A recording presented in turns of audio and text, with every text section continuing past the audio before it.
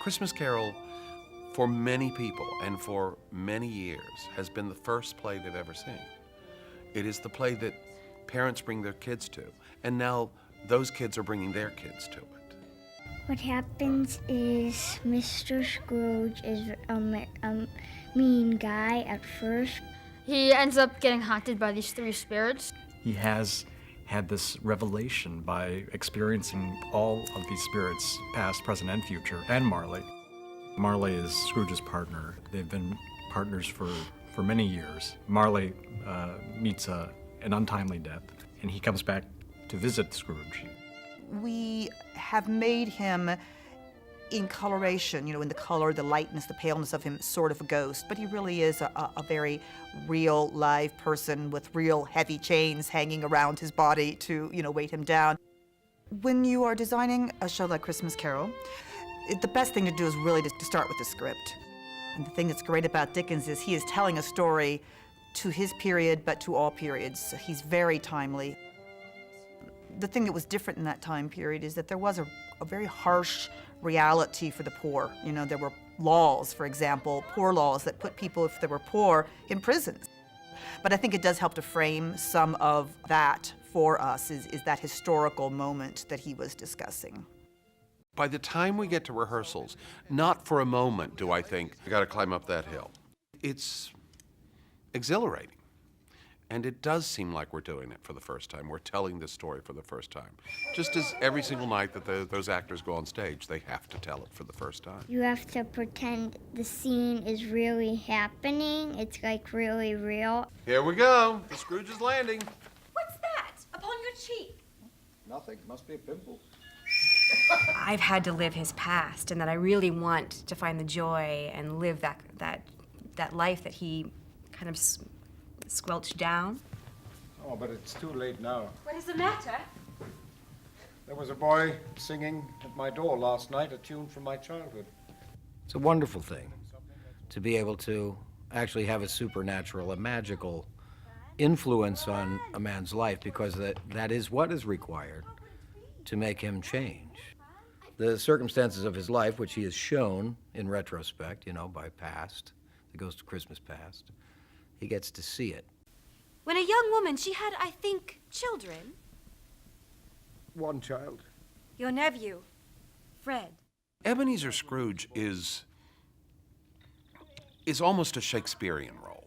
When you have a role that rich, that gives you all these possibilities and a genuine track of how he gets that way. Soon I'll be assistant clerk, and someday I mean to own my own business. Will you be very, very rich? As rich as King Midas. He meets Belle at Fezziwig's party, and I think there's a vibrancy and a joy about her that he hasn't maybe seen before, and he's really attracted to it. I fear you would never find such a princess in Camden Town. Perhaps I could, if I looked in Pudding Lane. I think that this is a sort of a timeless love story. The most painful for him, because I don't think he's revisited it until that moment, until he sees her at Fezziwig's party. I love working with Bill, and to be in a room with him as an actor to a director. He's great because he brings so much joy to the theater, and then add that to the fact that there's so much joy in the play. Can I take it from Greg Solo? It's amazing. The kids all bring the new energy to the entire show. And this year especially, having John Judd with us, the show should feel really different to the audience, because it certainly feels very different to the actors. We are musicians in the scene, in other words, so we're playing on the street as street musicians, or we're playing for the Fezziwig party as the musicians at the party. And one of the things that's fun about that is that, I mean, there's no pit orchestra, so all of the music actually is created on the stage, but it brings the scenes to life, it brings the story to life, because the music itself is part of the story.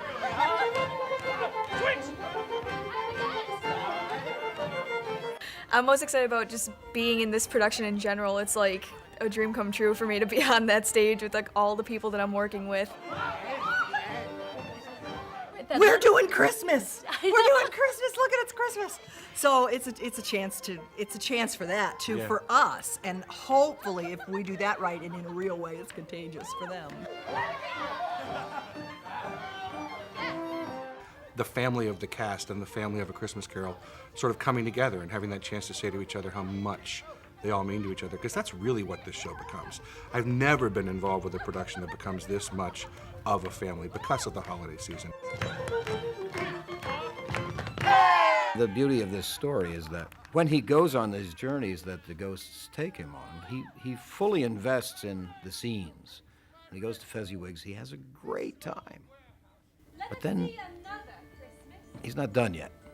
It's always reaching back to the thing at hand, and that is Scrooge, and that is his journey, and making sure that we stay on task, at least guiding him.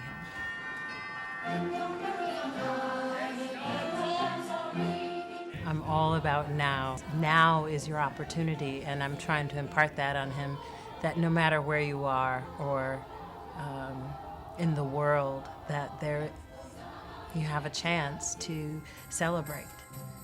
Even though he's peripheral in the scene, it's heart-wrenching when he hears Mrs. Cratchit speak of him in front of her children in a manner that she probably wouldn't normally speak in front of her family.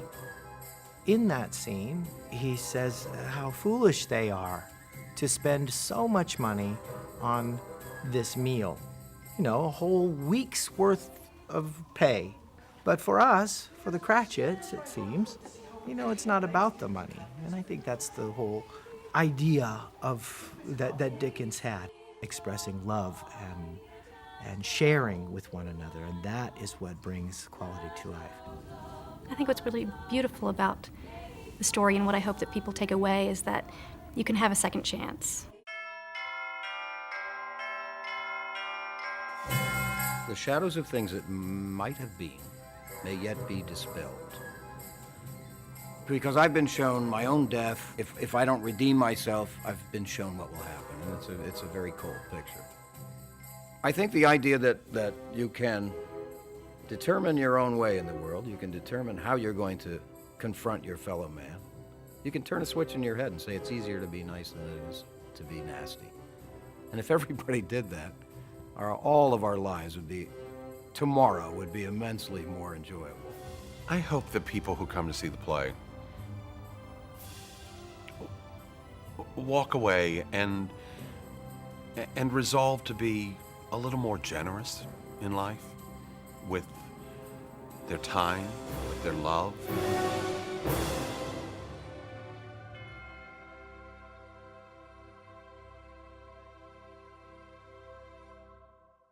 God bless us, everyone.